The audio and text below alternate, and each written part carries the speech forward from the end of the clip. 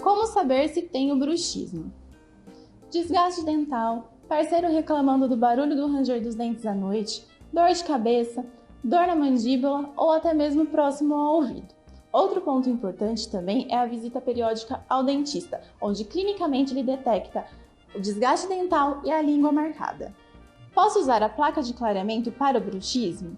Não, não pode. A placa indicada para o bruxismo, ela é mais durinha, rígida e um pouco mais alta, para diminuir a atividade muscular durante a noite do paciente.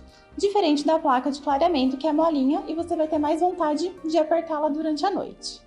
Apertar os dentes durante o dia também é bruxismo?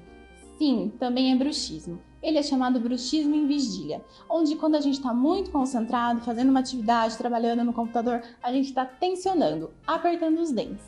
Então sim, ele também é considerado bruxismo.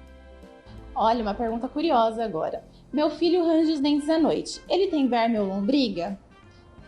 Você já deve ter escutado sua avó ou até mesmo uma tia comentando: nossa, ele dormiu aqui em casa e rangeu muitos dentes. Deve estar com vontade de alguma coisa ou com lombriga. Mas não, isso não está relacionado ao bruxismo. Não há nenhum artigo científico ou estudo que mostram essa relação. O bruxismo, tanto nas crianças quanto nos adultos, está mais relacionado a um hábito parafuncional. Ou seja, por conta da pandemia, mudanças de rotina, de escola, de trabalho, isso tem aumentado muito. A gente desconta na nossa musculatura e o que faz a gente apertar ou ranger os dentes durante a noite. Então, afinal, o que é bruxismo? Bruxismo é um distúrbio caracterizado pelo ranger ou apertar dos dentes, associado ao estresse, ansiedade, mudança de hábito, tabagismo ou alcoolismo.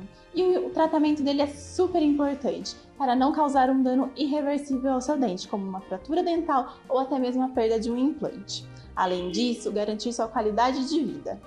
Se você tem alguma dúvida, deixe aqui nos comentários e até o próximo vídeo!